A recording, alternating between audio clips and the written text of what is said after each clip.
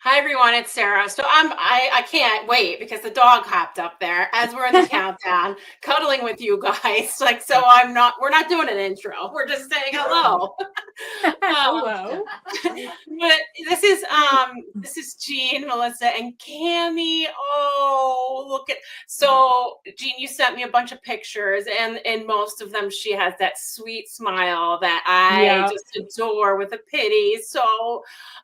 We're gonna get to what's going on with her and how we can help you guys, but um just a trigger warning for everybody. The beginning of this is a little bit it's emotional, I guess you would say. And oh yes, see, she agrees. It does include some hate crime and some violence. So if you don't want to watch, turn it off now. Cammy's also telling you, this is an important story to tell.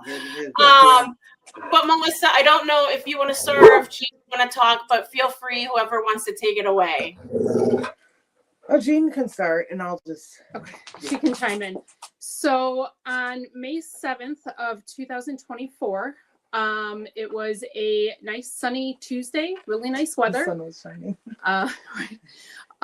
Melissa was in the backyard getting ready to put some stuff on the grill for dinner, and her 8-year-old son and his little 4-year-old friend were out playing on the trampoline. And their neighbor, who they've had a lot of problems with for the last 10 years. So Melissa's sons are African American, and Melissa is not. He was a nightmare. For 10 years he has made racist comments, and it's pretty much just been verbal harassment, but he has also terrorized the neighborhood, just shooting his gun into the air. He'll shoot it across the street. They live across the street from a forest, and he'll claim he was shooting at coyotes. And then he'd go into the stores with his gun. He was a jerk and a bully, and we planned with killing him with kindness, and not letting him see us get angry. And we just, when he'd stop his car and stare in the windows from the street, we'd wave at him, and sit back down and continue. And he got worse and worse. So anyway, so it ended with that day. And so that day, he was in an especially bad mood. I guess he was hurting. The story is that his cataracts were bothering him, and he was just in a bad mood. And then he sent his wife out to get him some alcohol, because apparently that's a cure for cataract pain. And he just decided he had it that day, and he started shooting off his gun and yelling racist comments. The difference is that day they heard him come into the front yard of Melissa's house. Well, we heard him say things that he's never said before, that there was going to be dead people and lovers and stuff. And so for once, the kids actually listened. We said, get in the house. The kids got in the house, and he came around, and it was unreal. And actually, Cami, my dog, ran up to the fence and to greet him, with her tail wagging. And he was trying to get into the backyard. Melissa met him at the gate to stop him, to let the kids get in the house. Yeah, you're not getting in my yard. He pointed the gun at the dog, and she yelled at him, and then he pointed the gun at her and just opened fire. Yeah, he shot a total of 9 or 10 times at her, striking her twice. The bullet hit her thumb. She lost inches of bone, most of the tissue. Jean Beyer is talking about her niece, Melissa Robertson. Beyer shared these pictures with us of Robertson in the hospital. She's on a ventilator and heavily sedated. Police say her neighbor, 70-year-old John Shadbar, shot her. Beyer says her niece has lived in her home here on 144th Place near Rickerman Road in unincorporated Lockport Township for nearly a decade. Beyer says during that time, her niece had been constantly harassed by Shadbar because her stepson and son are black. It started almost immediately, and it's in the last couple of years it's escalated. She's called the cops several times. She's not called the cops several times because that seems to aggravate him. So she's had to have thumb reconstruction surgery, and the other one, it was an abdomen shot. It went in on her left side, It cut her colon in half. By the grace of God, it missed her kidney, her heart, her lungs. She did lose a bunch of ribs in the process. It shattered a bunch. So while she didn't lose the whole thing, they had to go in and like file them down and clean out all the broken bone. Yeah, so I ended up after he the Cammy was good, you know, he didn't shoot her, and I don't know, hey, I wasn't gonna let him get into the house, and then somehow 911 was called. They came, went to the Silver Cross actually, and it's a miracle. Yeah, so they got her into surgery. She ended up in the ICU for about 2 weeks. She was on a ventilator for 9 days because the night that she got in there, the nurses could not impress upon me enough that if they were to attempt to take her off the ventilator, even if she could breathe on her own, they would not be able to control the pain. So they purposely kept her extra sedated and on that ventilator to allow her body to heal, and so that they could manage her pain.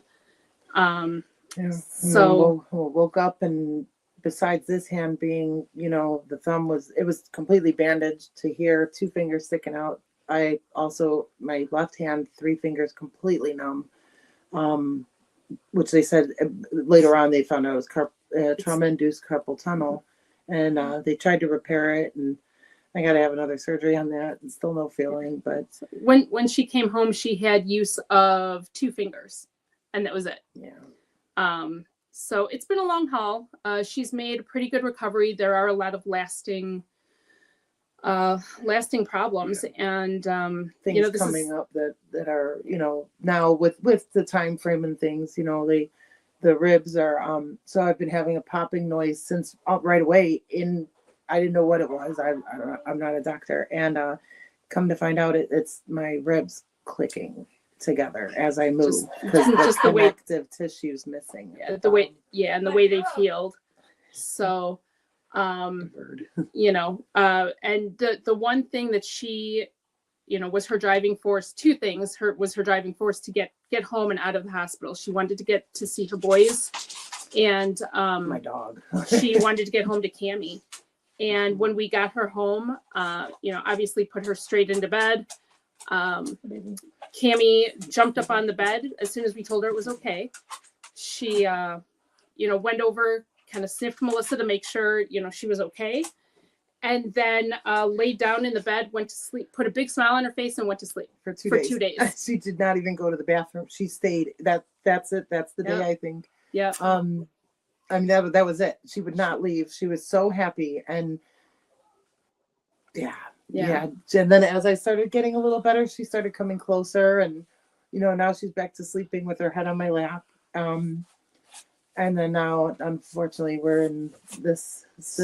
Yeah. So then back in November, we noticed a lump on her front arm, right at like the shoulder where her arm connects to her torso.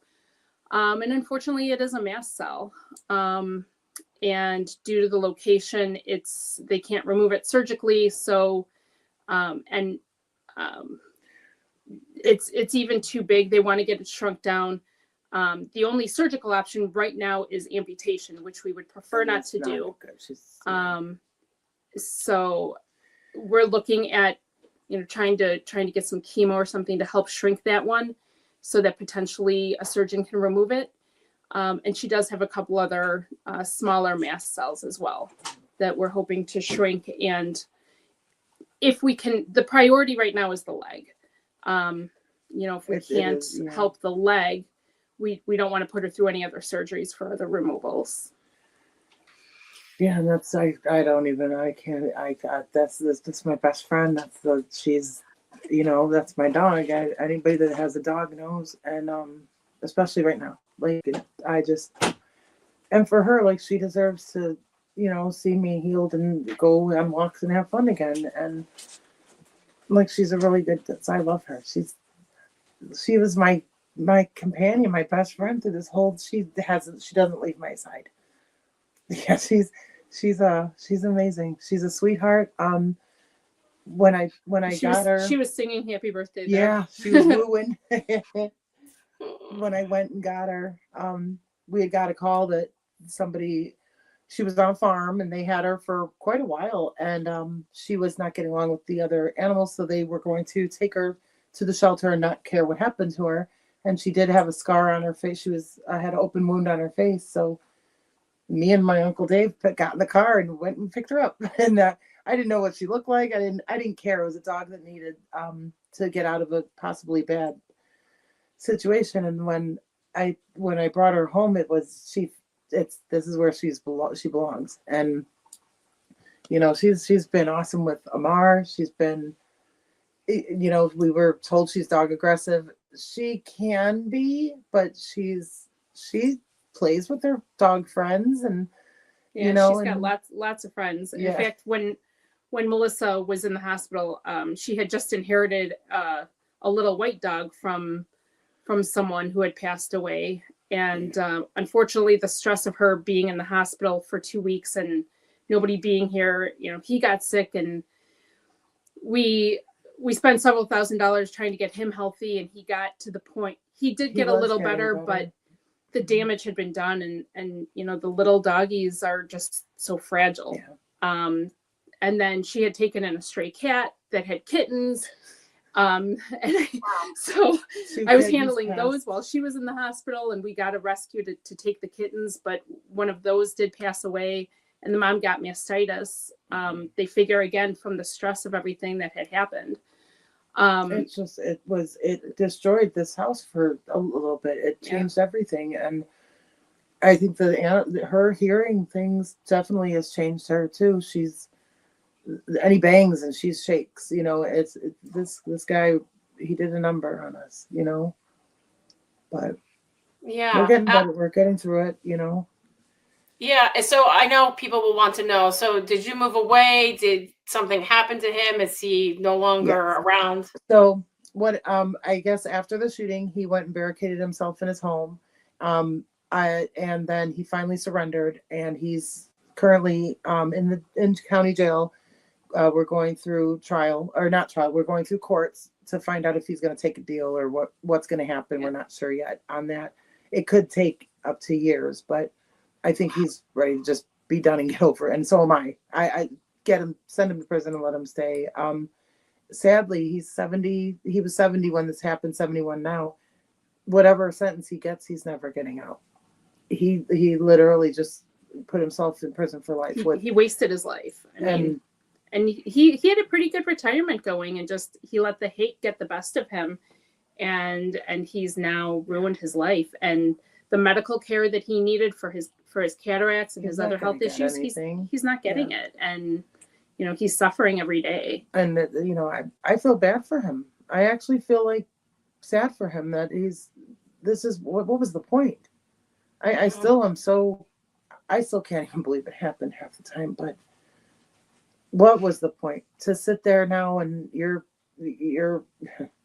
never getting out? His wife filed for divorce, and the next day, order of protection. And wow, I don't understand. You tried to do something and didn't succeed, thank God. But it's done nothing, but he temporarily has destroyed our lives. It will get better, but nothing's okay right now. And then the diagnosis of Cami was that's the icing on the cake. That's what do I say? Exceeded maximum overload here. I don't think that's that's going to be, she's made it through everything, but that's the straw that's going to break the camel's back. For sure. So you guys had a consult, I think, last week, right? So what came of that? Is that basically just trying to shrink it down and then? Yes. So, there's the options to do radiation, and there's like a magnetic chemo to do just that one lump. But we also have the options to do oral chemo to help shrink that down and hopefully get that leg mass shrunk enough to where they would be able to go in and remove it to allow her to give her back some comfort and allow her to take the walks that she loves. She still goes for walks all the time, and she wants to walk, but she's a little too heavy for me to carry back when, you know, she poops out. So I have to, you know, as much as she doesn't like it, you know, I make her turn back sooner than she would like. And for the last 2 nights now, she hasn't been able to get she hasn't gotten in the bed. But although unless I bribe her with a bully stick now, so that she might be being a little brat on that one. But you know, I noticed that her energy is just it's taking a toll on her, and I won't let her be in pain. Like, I'm not going to let her be in pain. There's no way, not on any level. I know. So even that last picture, you can see the leg, the lump in the leg. Mhm. The surgeon has the surgeon assured us that she's not suffering at the moment. She's not, you know, yes, at the end of the day and on certain days with the weather, she's a little more uncomfortable than others, but she's not suffering. So we do still have you know, Good. the availability to look into treatment options and to try to get a really good treatment plan going. Unfortunately, obviously, you know, Melissa can't work. My Poor dog. you know, my paycheck is already being split a million ways, paying my bills, paying her bills, you know, keeping things afloat. So our option, and we've kind of funded our immediate family and friend network out, you know, also trying to help Melissa. So that's why we reached out to Rue to see, you know, if you guys could please help us. If your supporters could please help support Cammie's treatment, because, you know, we really need to help her. Yeah, she deserves it. Guess what? I got good news. We got you. She's a Rue dog now. So Yay! Okay. Thank you. yes, we do not Live Like Rue is all about love, not hate. So the fact that this all happened to you is BS. I would say a lot more if I could without getting the censors on us. But you protected your family in a time when somebody was enraged, and I think that alone is I'm gonna cry. That alone is just so noble for you to make sure your kids were safe and that you protected your dog. And I mean, you literally took up. That's just what you. I would think anybody would do that, but I'm learning that that's not some people's first instinct, and that I didn't think twice. No, not my dog, like not my kid, not my dog, not my anybody in my home on my property. Had either the kids or the dog been shot instead of Melissa, you might as well have just killed her. Yeah. So Right. There's and you know, the whole thing, it's just the way that it happened was set up to be this way, you know, and minimal damage considering. Unfortunately, it is I think the long term is not. It looks painful. Like it looks painful.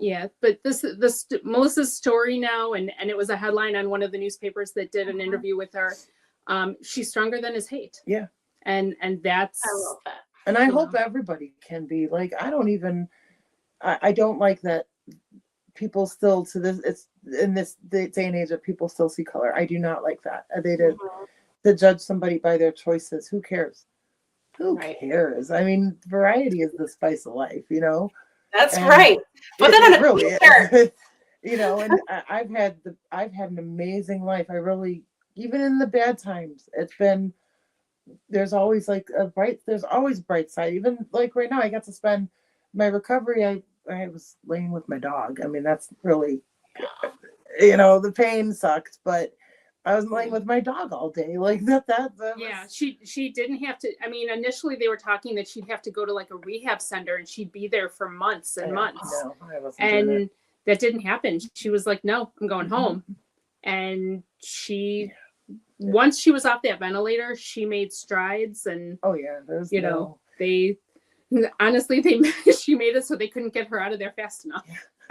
Yeah, and I know you sent this photo too, which I know is really meaningful to your family, but just to see like the kind of dog this is. loyal. Yeah.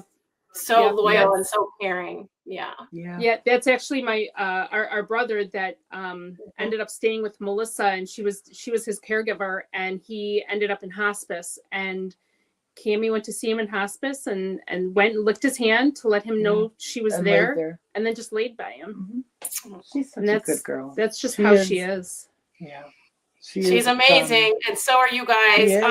So thank Thank you, Jean, for reaching out. I know, many people heard this story, but we're honored to help you guys with the dog. Obviously, she means so much to you guys. So please be in Thank you. touch. Let us know. I mean, this picture just it makes me cry. I love it so much. I have This is so many. sweetest. It was so hard to pick one. I know.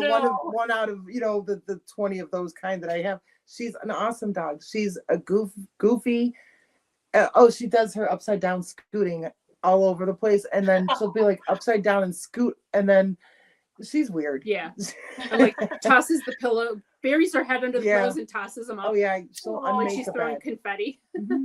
She's A awesome. sweet And then- kitty. And Yes. you guys are, I can't even say enough about like you guys. I hope you really are saving my life. Like I don't, with Cammy, like right now, and her, and I know like cancer sucks and she's got a really bad kind, but even just I mean, we always say a little more time. There's never enough time, but I need her. So You're thank welcome. you. And I really love you guys. I like your story is amazing. I was telling her all about how Rue got started. Yeah, It's awesome. I love it. I love it. I love it. And honestly, if there's ways like if we can get my story out there more, if anything can help any other dogs too, let's do it. Like figure it out. I'll help you in any way we can. I mean, She'll go tell her sad story everywhere. all over. I mean, yeah. Well, this helps. Yeah, this definitely helps. hope. Thank you guys I so much. I appreciate you. it. Jean, let's be in touch with how we can get these bills paid. Don't worry about anything. We got you. So all good. Thank you. Thank you. Oh wow. I did send all the estimates over to Laura. And Okay. let her know, we'd like to do the Palladia option. Perfect. So awesome. All right. Thank you. Okay. Thank you, guys. Thank you. Have a great All night. right. Have a good night, Bye. Sarah. Okay. Thanks again. Bye. Bye.